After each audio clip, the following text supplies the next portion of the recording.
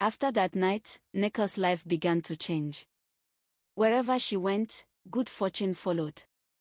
When she fetched water, the pot never cracked. When she helped in the market, her mother sold more than anyone else. Soon, people noticed. Some praised her, saying, "This girl carries blessing in her hands." But others grew bitter. Girls her age muttered, "Why is it always Nneka? What charm is she hiding?" One day at the stream, a girl whispered loudly, "I saw her with something shiny. That is why everything she touches prospers." The others gasped, their eyes narrowing with envy. Back home, her mother warned, "Nneka, blessings draw eyes.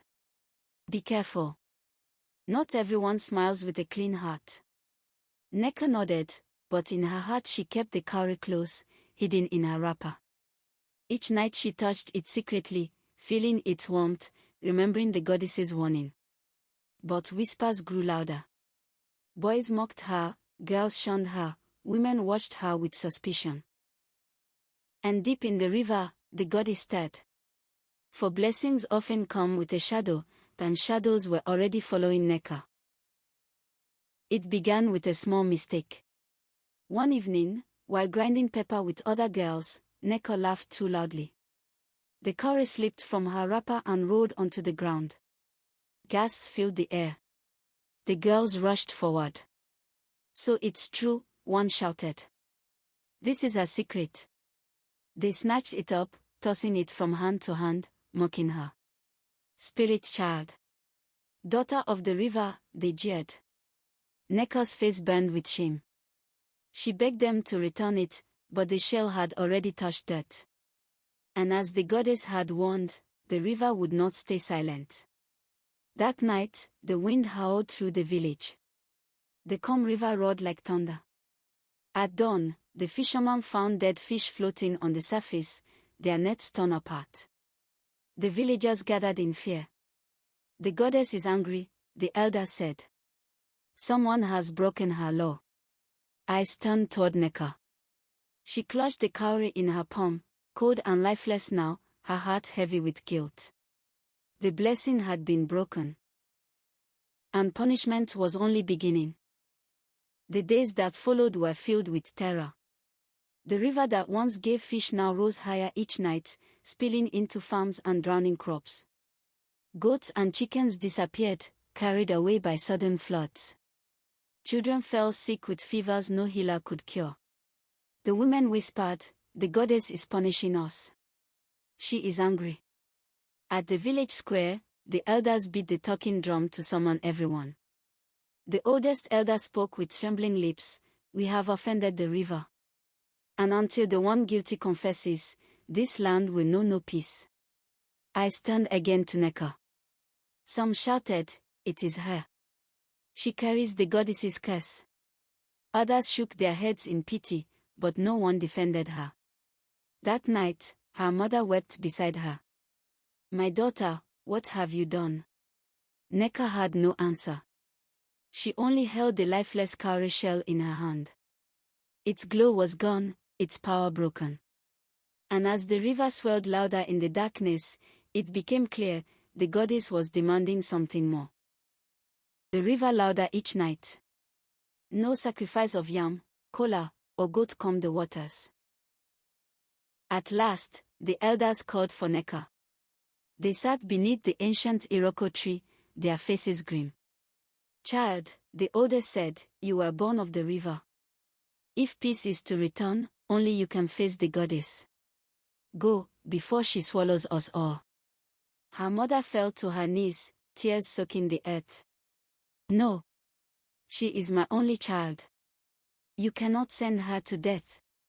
But deep in her heart, Nneka knew the truth. The shell was cold in her palm, a reminder of her broken promise. The goddess had given her life, and now the goddess was calling it back.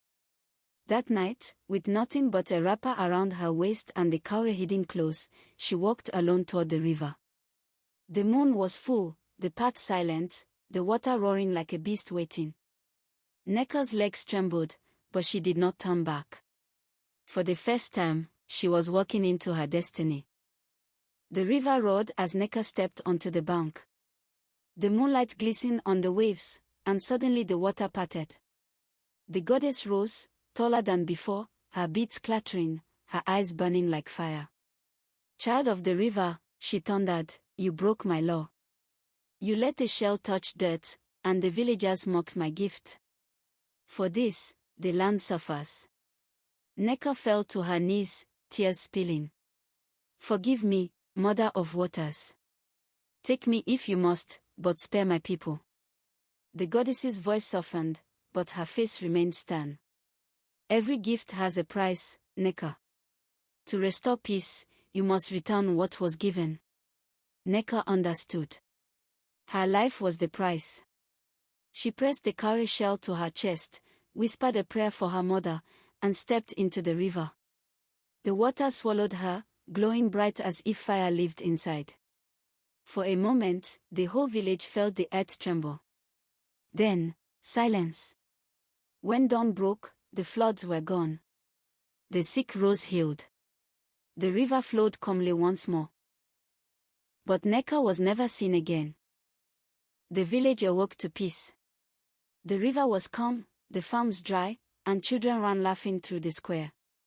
But in every heart, there was sorrow, for Nneka, the girl who had given herself for them. Her mother returned to the riverbank each morning, calling her name. Only the ripples answered. Still, she placed flowers on the shore, whispering, "Sleep well, my child of the waters." The elders gathered the people and spoke, "Let this story never be forgotten. The goddess gives, but she also takes. Respect the spirits, and respect the gifts you are given." Years passed, but Nneka's tale lived on. Mothers warned their daughters, "Do not mock what you don't understand." Fathers told their sons, "Every blessing carries a burden." And whenever the moon shone bright on the river, villagers swore they could see a figure in the water, a young girl with gentle eyes, watching over them still. Nneka was gone. But her sacrifice had made her eternal.